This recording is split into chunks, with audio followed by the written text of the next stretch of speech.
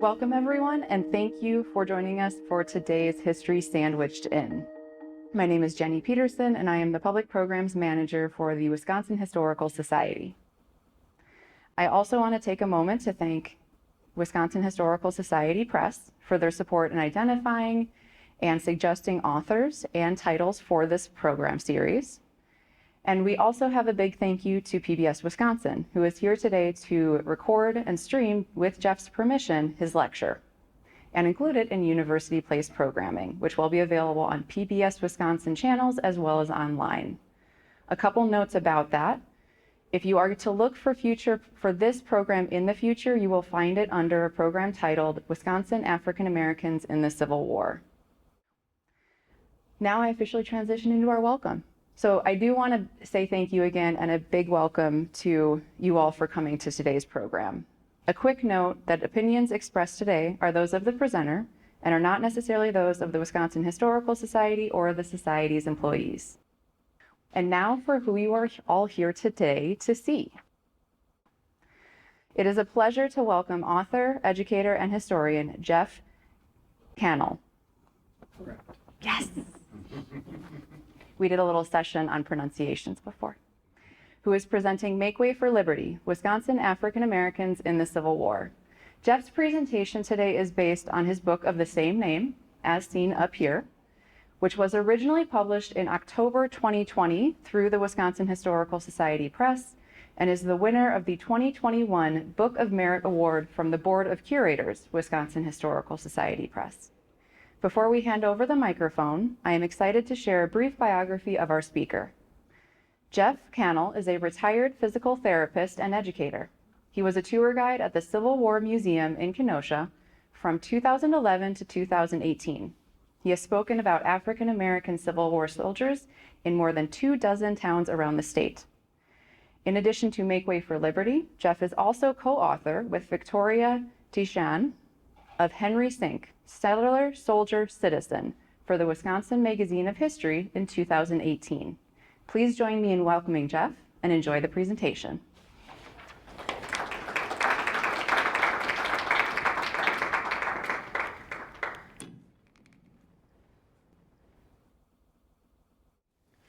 All right, well, thank you all for coming, and thanks to the Historical Society for inviting me to appear here.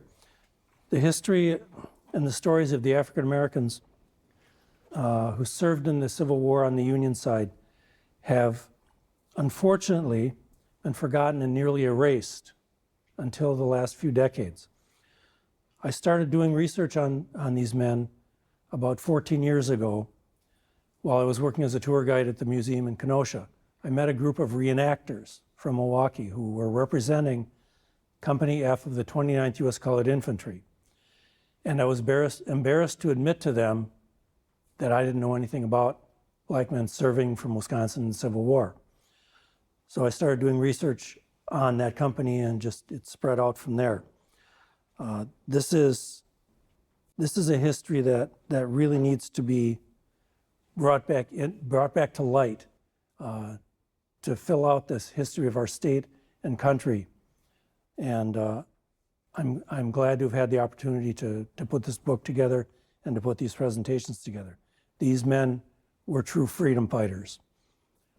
Today, I'll be introducing you to 7 of the men, over 700 men who served from Wisconsin in the Civil War, African American men. 6 of these men appear on the covers, front and back covers of the book. And the 7th one, I'll start with first, is a man by the name of Oscar McClellan. And I include him for 3 reasons. First, the stories he told of his enslavement need to be remembered. He was born enslaved in Virginia. At age 14, he was sold away from his parents to Kentucky and never saw them again. In Kentucky, at age 26, he married. Again, it was a marriage during slavery, so not one legally recognized, but he married. They had a son. When the son turned 14, he was sold away from them. And shortly after the son was taken away, his wife died. So this man, while enslaved, had his family ripped away from him twice. In 1862, when the war began, he saw a chance to escape. When the 13th Wisconsin Infantry came near to where he worked, he escaped to them, worked with them for a while, and returned to Wisconsin with them when they were furloughed. So he came back to Sharon, a small town in Walworth County. Now, here's the second reason I wanted to talk about him. He enlisted in Marengo, Illinois. So he was in Wisconsin. Why did he enlist in Marengo, Illinois? Well, when Lincoln signed the Emancipation Proclamation, part 2 of that was he finally opened the state militias and the Federal Army to black men. Prior to that, they were not allowed to join. With the Emancipation Proclamation, the U.S. colored troops were formed, states started recruiting and accepting black volunteers, but not Wisconsin. For all of 1863, no.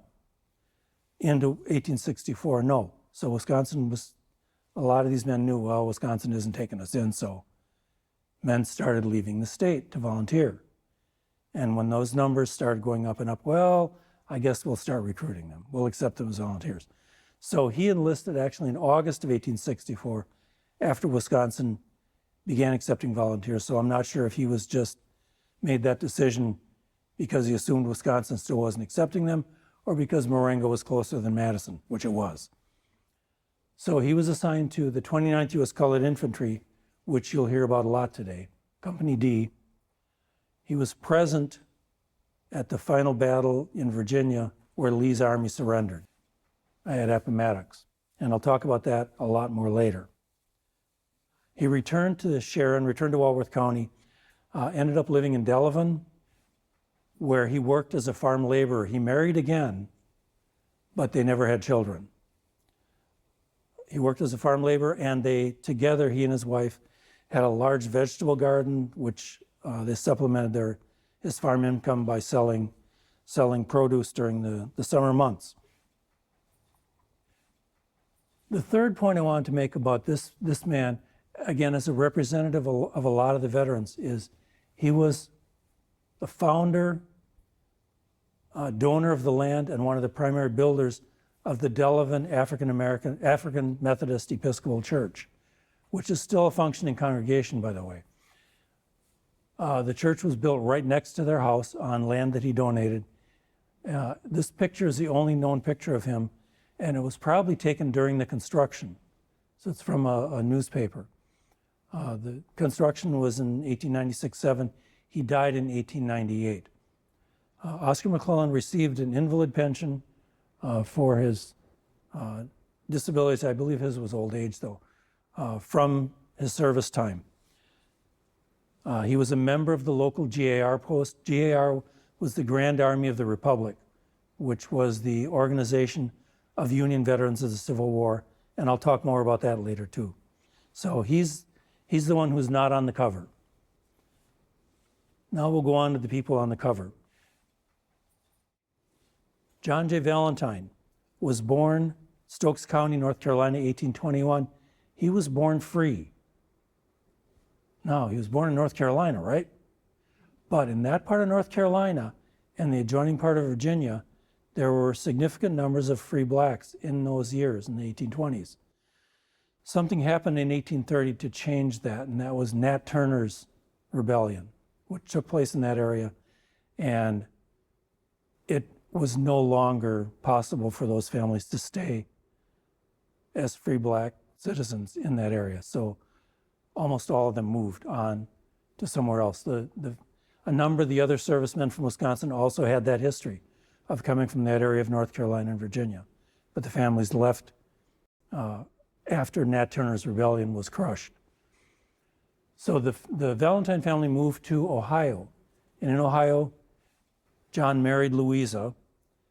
And in 1847, the entire family and the entire family of his uncle and aunt moved to Wisconsin.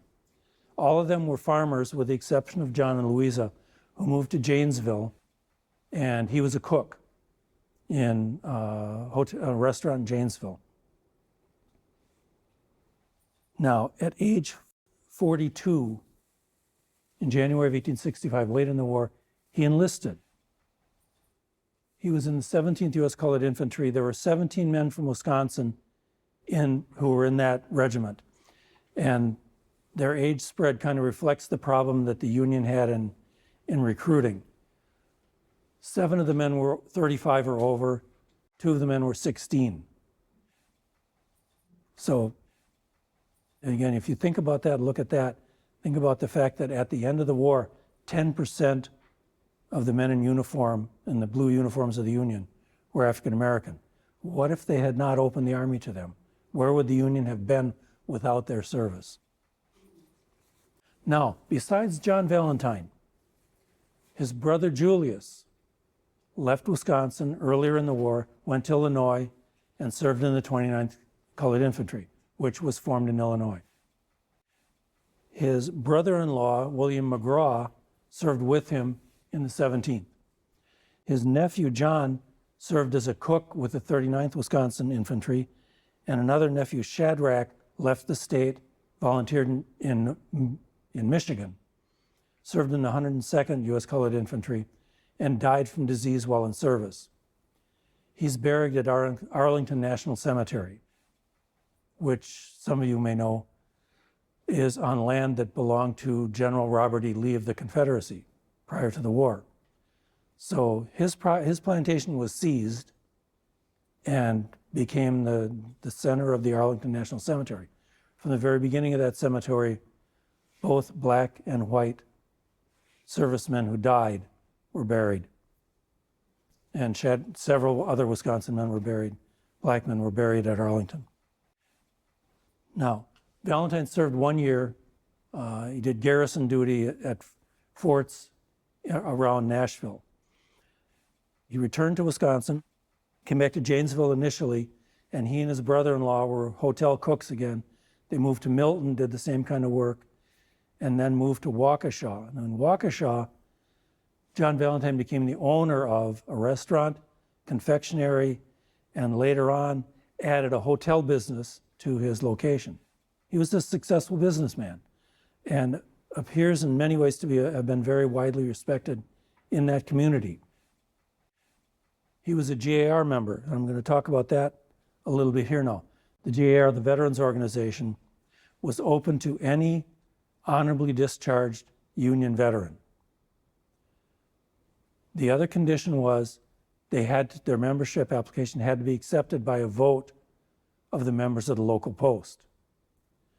As I was doing the research on this, it surprised me how many of these men were members of predominantly white GAR posts in Wisconsin.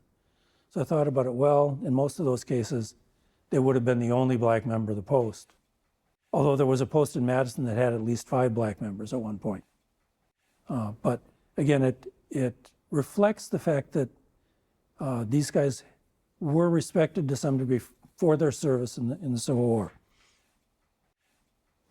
Notice also on his vest, the ribbons and medals. Those are GAR medals. And you'll see those on a number of the other men too. 4 of the 6 men on the cover were members of the GAR. And I believe almost all of them have the medals on. And I'll explain why that was a little bit later.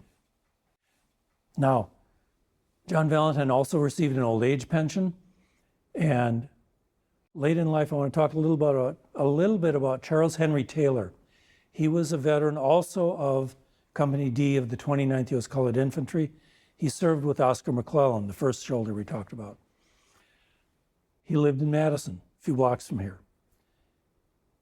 In the 1880s, he was getting an invalid pension because of disability. He also became unable to take care of his own finances, so he had a guardian appointed for him. There were problems with that guardian. He petitioned for a new one, and his new guardian became John Valentine, another veteran. And in the last year and a half he went and lived with the Valentine family in Waukesha. And he's buried in Prairie Home Cemetery in Waukesha. I mention this because this will come up with every one of these men we've talked about.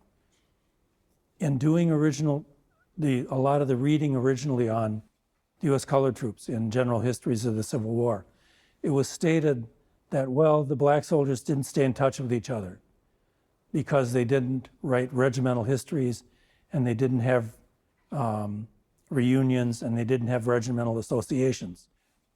But as we look through what these guys did, they were tied to each other, and it had nothing to do with what regiment they were in or what company they were in or even where they lived. They were tied to each other because of their service. When they moved to places where other veterans were.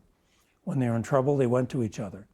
They supported each other. So I think that looking at the history of the Wisconsin veterans, that's kind of general statement is really not true. They were very connected to each other and supportive of each other.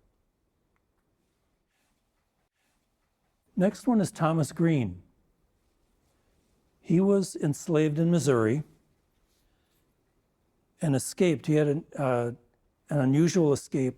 He was one of the only people who escaped enslavement on the Overground Railroad.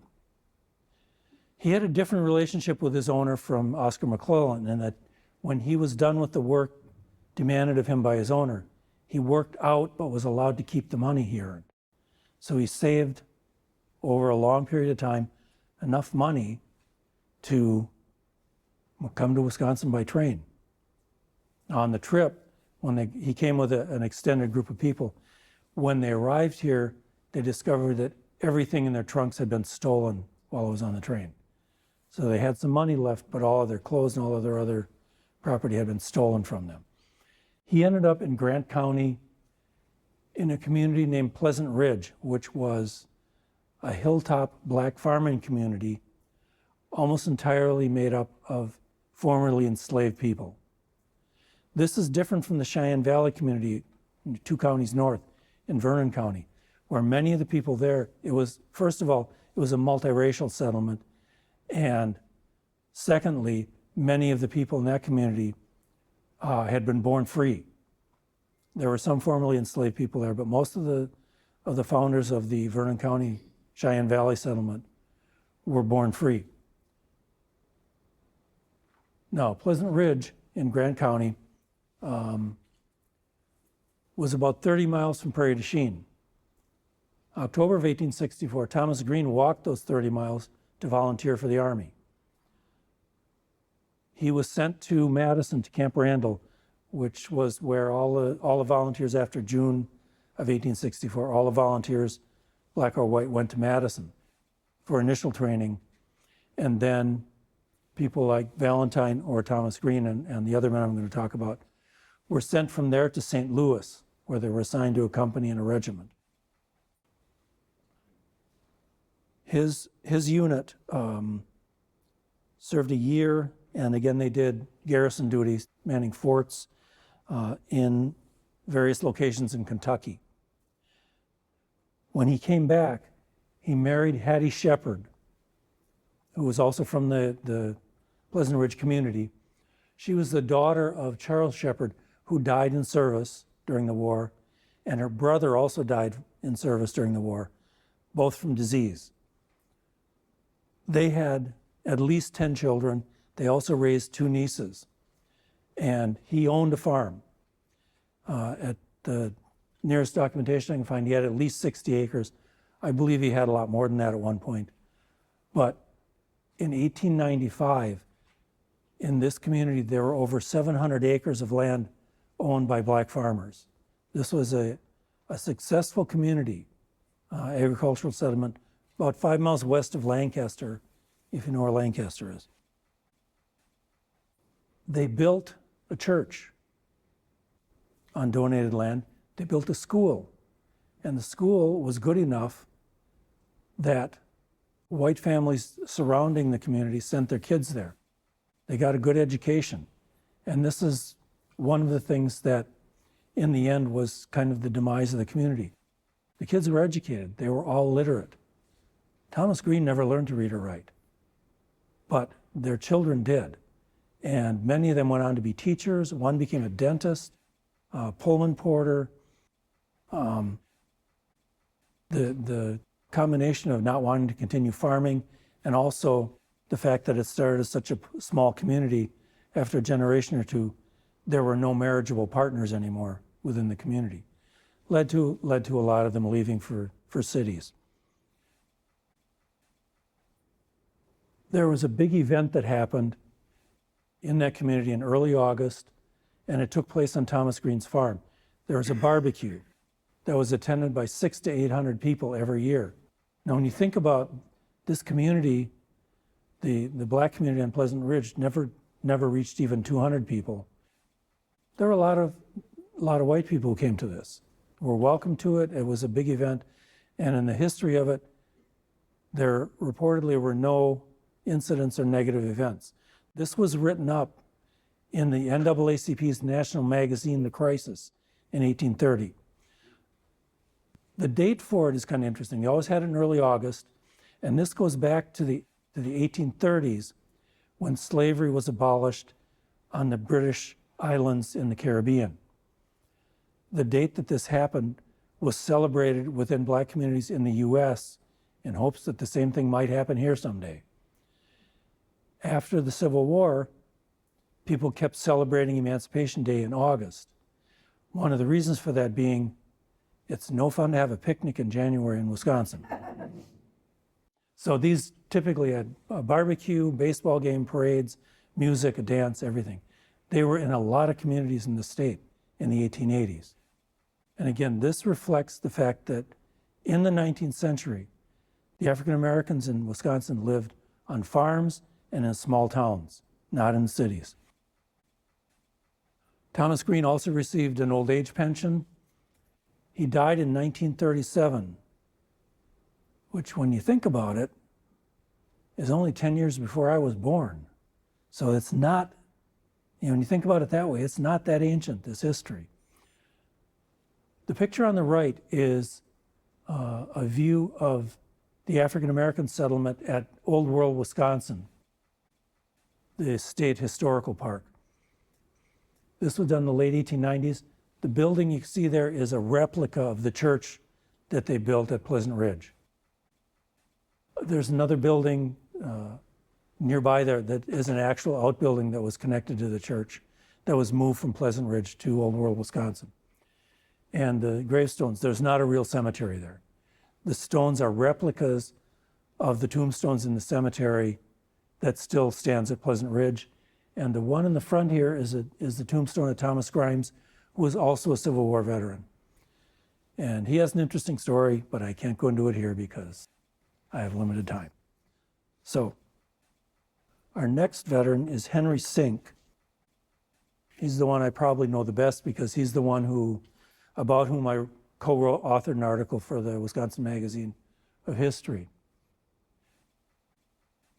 He was born, and I'll mention on the top, he was a member of Company F, 29th U.S. Colored Infantry. That company was known as the Milwaukee Company and is the only unit of the U.S. Colored Troops that was recognized by the War Department in Washington as a Wisconsin unit. So Henry Sink was born enslaved in Arkansas. He escaped during the war and lived in Rosendale and Fond du Lac, nearby each other, and did farm labor.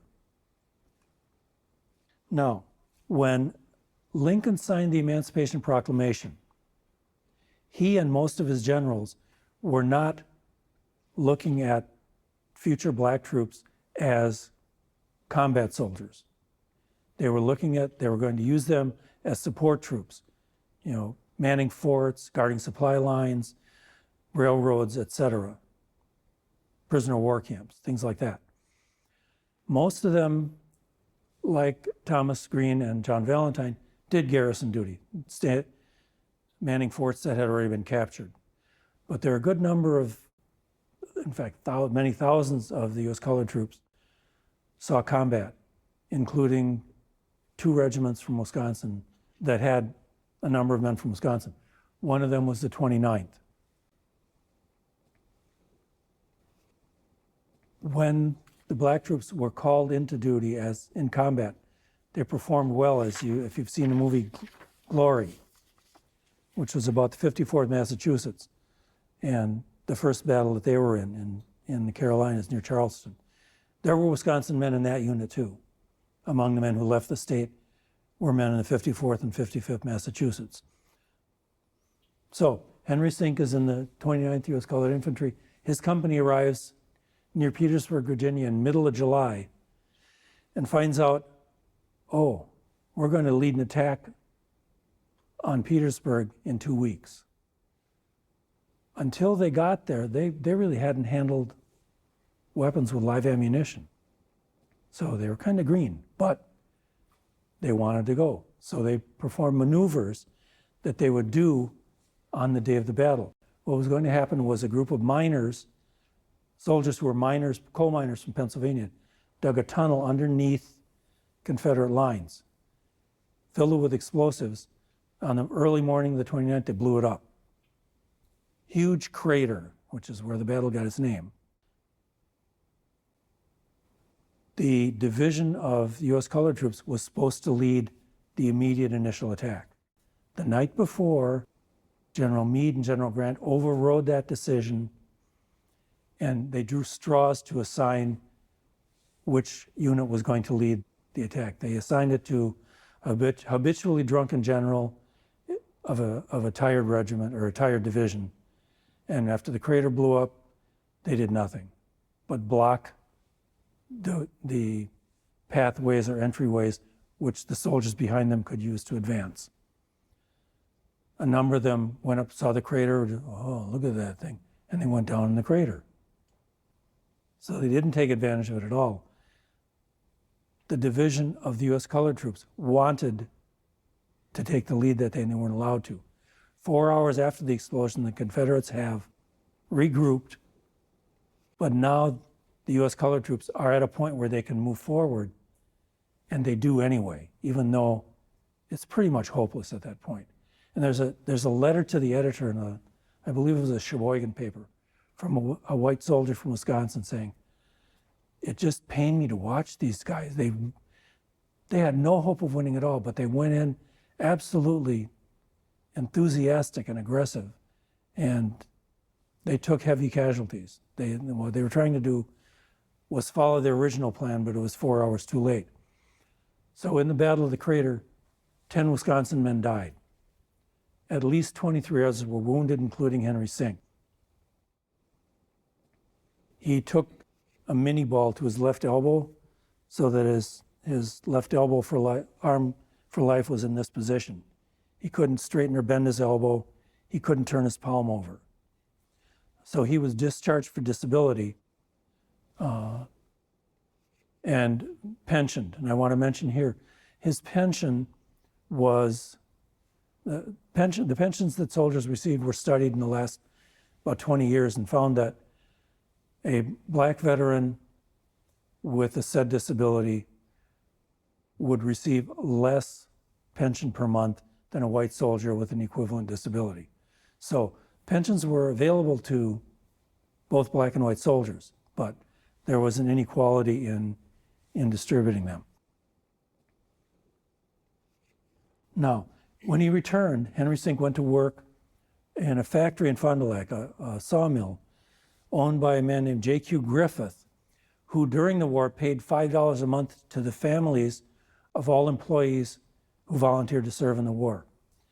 After the war, he hired all those guys back, and he even hired disabled veterans like Henry Sink. His job was on maintenance, tending the fires, but he also hired an able-bodied black veteran to work in the factory too. This was very unusual. In the factories in Wisconsin, in the late 1800s, it was immigrants who were getting the jobs, not African Americans. That's true in Milwaukee too.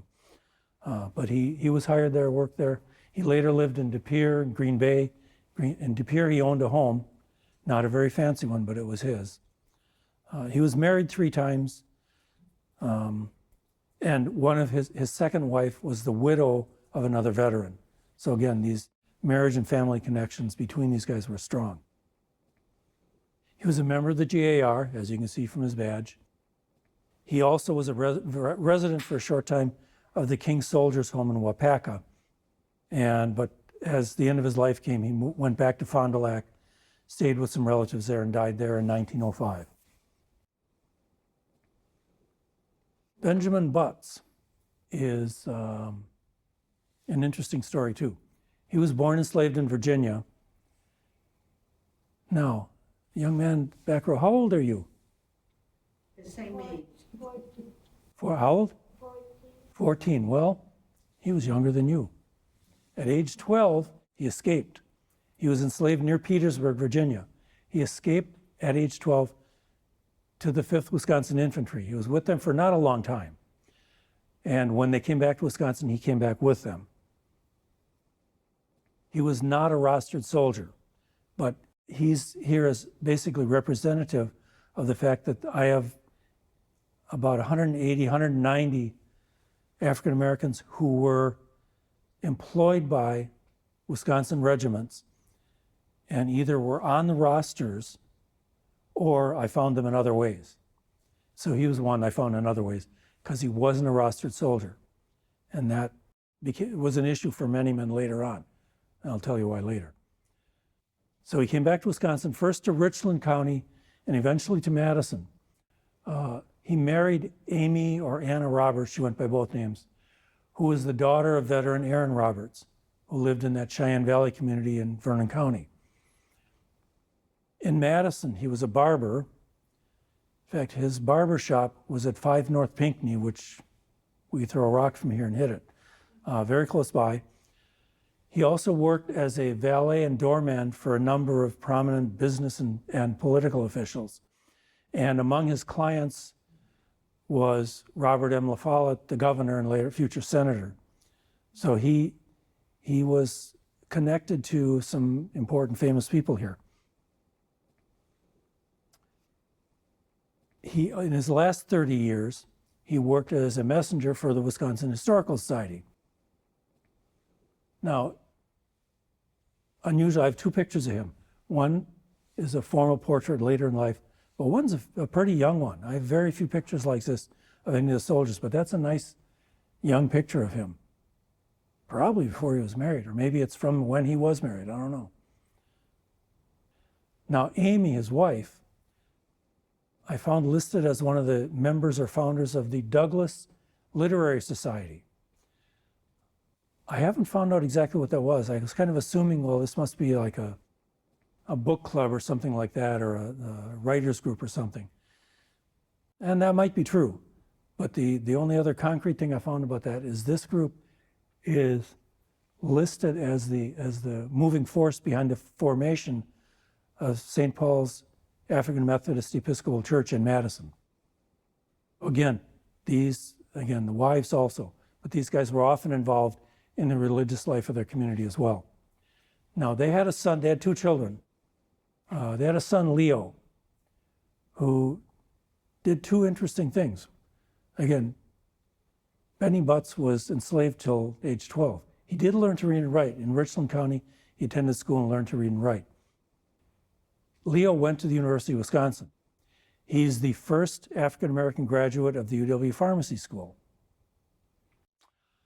A couple months ago, I found a really interesting book called Setlin by Muriel Sims. Wonderful book. My research comes up to the 20s or 30s, and she kind of does oral histories with people since then. But there's a lot of connections between the people I researched and the people that she talked to. But one of the things in common between them is that the people she talked to often in Madison had to work in jobs well below their qualifications, well below their education. And that's the case with Leo Butts. UW Pharmacy School graduate, couldn't run a pharmacy in Madison. Not enough support for it. He moved to Gary, Indiana, where he had a thriving pharmacy until the Depression hit, at which point there was no money in it anymore. He became a mail carrier during the Depression years. Now, the other thing he did was he played football. He's the first African American to play varsity football for the Badgers. So, there you go. And he was the son and grandson of a Civil War veteran. In looking through rosters of Madison J. Air Post, I never found Benjamin Butts listed on any of the rosters. I'm sure if he had applied, he would have been accepted. But he may not have applied because he may not have considered his service equivalent to those guys who'd served 2 or 3 years. Because his time, he was only 12 years old, his time was short. Okay, the last two men I'm talking about both lived in Appleton for most of their post-war lives. Horace Artis, also written Artist, was in the 31st U.S. Colored Infantry. He was born and enslaved in Virginia near Appomattox. I keep telling you, we're going to come back to Appomattox. We are, okay? But this is one of the links. That's where he was enslaved. He married while he was at Appomattox. Again, a marriage during slavery, so not legally recognized, but they remained married for life. In 1862, they escaped together to Washington, D.C., where he enlisted not long after that, joined the 31st, and in April of 1865, he found himself back at Appomattox, but not as a slave anymore, but as a soldier fighting to get rid of slavery. After the war, they moved to Outagamie County. They worked on farms around Shiocton for a while. Then he worked as a laborer in Appleton for various individuals or companies, and worked for a long time for the Appleton Water Utility.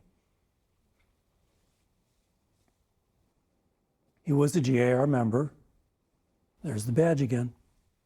And they had a son, Oliver, who married the daughter of a veteran, Anderson Reese, from Fond du Lac. His wife's name was Bursina. And in the 1880s, she did an interview with one of the Appleton newspapers. And this is a little clip from the newspaper of her telling her story. She was placed under a barrel and kept there all day and all night, being fed on crusts and scraps like a dog. Repeated floggings literally covered her back with scars, which she will carry to her grave. There are people going around saying that slavery was beneficial to the enslaved people. And you need to keep this in mind as the reality and not the excellent job training they may have gotten during their years of enslavement.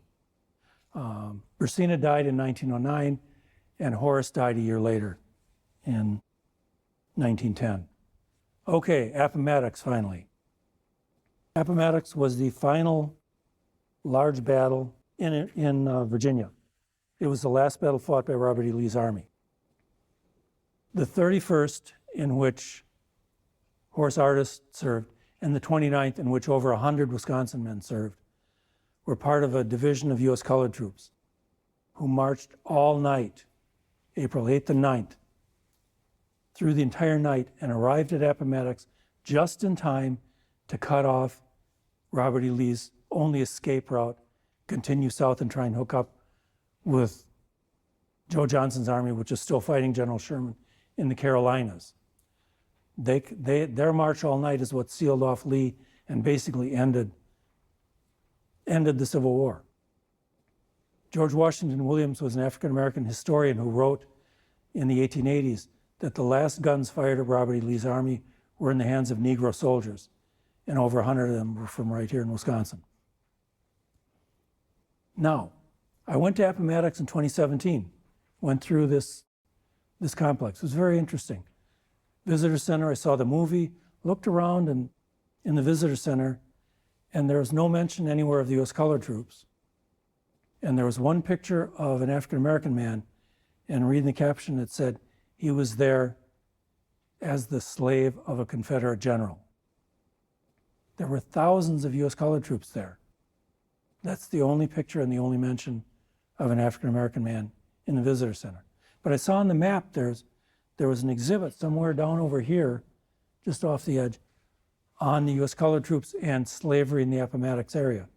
So I went down there, and it was padlocked, it was locked. So I went back up to the Visitor Center and asked to be let in, and they let me in. Somebody came down with me and opened the padlock. Walked in a nice display, including, when you walk right in the door, a huge picture of Horace Artis. Wow. It doesn't mention the fact they went to Wisconsin, but, oh, that's really cool. And they explained, his enlistment, enslavement, his enlistment, he's back here at the final battle at Appomattox. So I came back out, the guy padlocked the door again. I said, why do you keep it locked? Well, hardly anybody ever goes in here. Well, it's because you keep it locked. So I went up and asked about this, and they said, well, is there no mention whatsoever of African Americans in this display? I said, well, we did talk about them in the movie.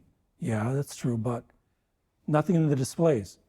And he said, well, we have to be careful of the sensibilities of our neighbors around here. Well, only certain neighbors, I guess, the white supremacist neighbors, because there's still black people living in the area. But anyway, I wrote a letter to the director after that and never heard back. So if any of you go to Appomattox, check this out and see what's there. Joseph Elmore was born free in Illinois. His death certificate says his father was born in Germany and his mother was born in Abyssinia, which is the old name for Ethiopia. So he had an interesting background. Before the war, he's living in La Crosse, working in a butcher shop with Michael Brady, who also served in the Civil War in the same regiment with John Valentine. He volunteered at La Crosse, shipped to Madison. He never got out of Camp Randall. He had an accident there, fell, wrecked his left shoulder, broke his left scapular shoulder blade. So his service time he spent in Madison working in the post hospital. He went back to La Crosse after the war, went back to work with Michael Brady again in the butcher shop, and Brady later wrote in Elmore's pension files that after the war he couldn't do the work anymore. His left arm was just too damaged and too weak for him to do butcher work anymore. So he ended up moving to a long list of places. He lived in St. Paul, Dubuque, Eau Claire, Madison, Oshkosh, and finally Appleton. Somewhere along the way, he became a barber, which turned out to be a work he could do and do well. He married Emma. They had no children, but they had parties at their house, which included, in Appleton again, the leaders of both the black and white communities. They were very popular, highly attended, unique situation. This is in the 1880s, 1890s. So they were kind of famous for that. He was also an agent for the Wisconsin Weekly Advocate, which was a weekly African-American owned newspaper in Milwaukee. And the picture of Emma is from a December 1904 issue of that newspaper. Elmore died in 1913. His obituary named him as the Dean of Local Barbers. Now, when he died, Emma did not get a widow's pension. Joseph had an invalid pension because of his injury, but Emma did not get one because Joseph had served less than 90 days. Technicality, but she never got one. In 1899, this is kind of following up on the Elmore story. 1899, a woman named Mary Claggett wrote a letter to the editor of one of the Appleton papers from Arkansas. And it was kind of a nostalgic letter for how much she missed being there and being now in Arkansas where Jim Crow segregation was now fully in place. She was the daughter of William Claggett, who was an employee of a Wisconsin regiment for a while early in the war. And in her letter, she mentions the Elmores and the parties they held and describes it as a sharp contrast with Arkansas.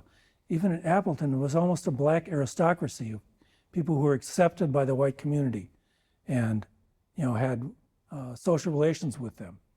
A few weeks later, there was a letter to the editor from a white woman from Appleton who had just gone south. And in the letter, she makes a comment that's personally directed to one of the daughters of Horace and Persina Artis. And she says to her, if you have a home in Wisconsin where you can breathe the free air of liberty, for God's sake, stay there, don't come south.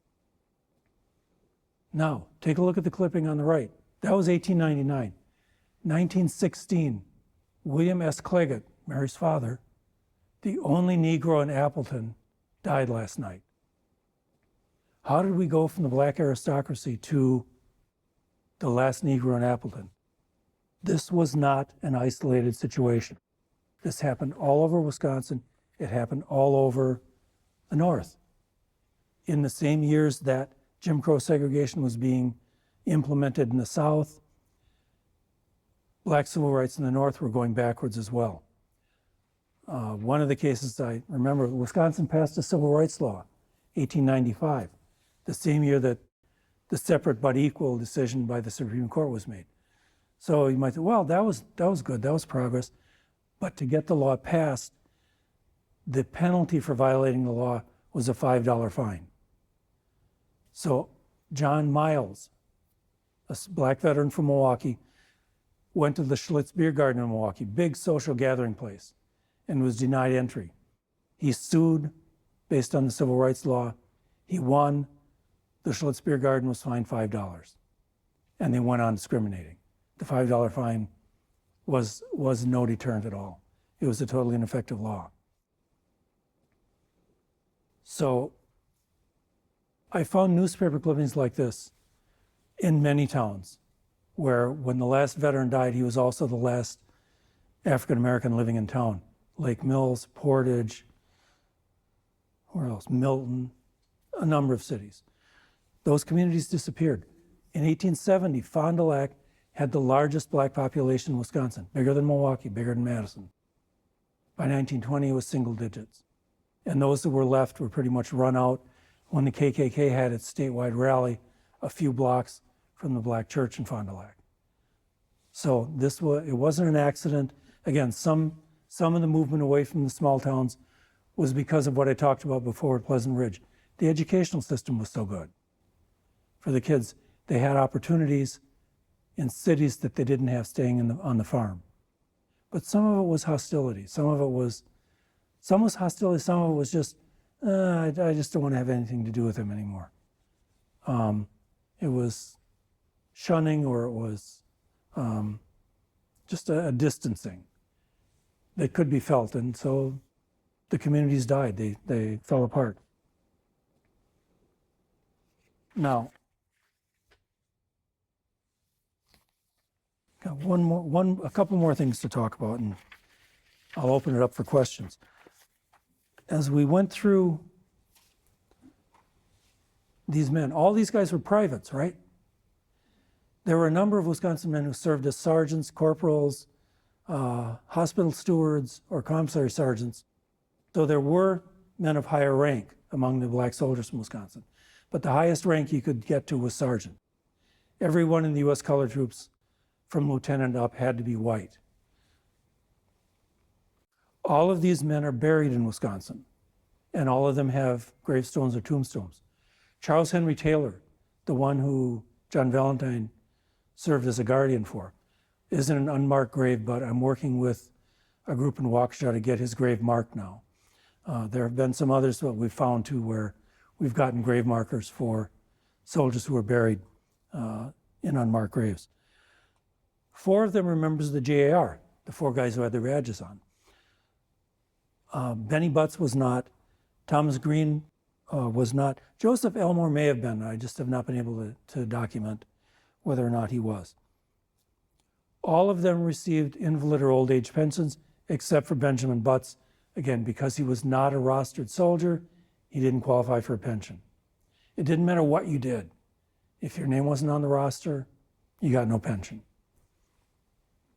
Now, people like him, I'll clarify that. People like him, though, there were a number of these guys who were employees on the roster or not on the roster, who were accepted as JAR members because the white veterans in their community recognized their service and accepted them as members, even though they really weren't technically honorably discharged veterans. They were accepted as members. 2 of these men signed their enlistment papers. They were John Valentine and Joseph Elmore, the 2 men who were born free. It's not surprising the others didn't, because they were born enslaved and were still enslaved when the war began. 2 of them never did learn to read or write, but the other 3 did learn to read and write later in life. And there are men I talk about in the book who went to college, who began their Civil War service unable to write their own name. but got educated enough to have attended college, to become teachers, and other positions of responsibility. All the men who were married were related to other soldiers by marriage. Either their kids, or they married the sister or the daughter or the widow of another veteran. So there were serious permanent ties between these guys, unlike what was written in some of the history books I read initially. Now, these are not the only 6 or 7 interesting stories in the book. I think the most interesting ones are still in there. But these were good. How is it that these 6 were picked to be on the cover? Well, the artist who worked on the cover decided to put pictures of soldiers on the cover, and these guys had very high quality photographs that we had of them. So that was the reason. They all turned out to be interesting stories, but they had photographs because they stuck around. They stayed in Wisconsin. They managed, sometimes immediately, but sometimes after a struggle, to establish themselves here and also to join the GAR, which is where 4 of those photographs are from the portrait sets that they made. In that sense, they're not typical. Most of the men who served from Wisconsin didn't end up staying here. Although, again, there are African-American veterans of the Civil War buried in 31 counties in the state, which again is a reflection of where they lived when they were here. Most of the men who served with connections to Wisconsin, though, kept moving on. So like Joseph Elmore did, but he found his niche in Appleton. Many of them moved west, moved south, and many of them never got beyond being day laborers, living basically in poverty. It was a hard life. So these guys were not typical in that way. So of all the nearly 700 men that have documented African Americans who served from Wisconsin, I found photographs of only 36 of them. There are probably more out there, but that's all I found so far.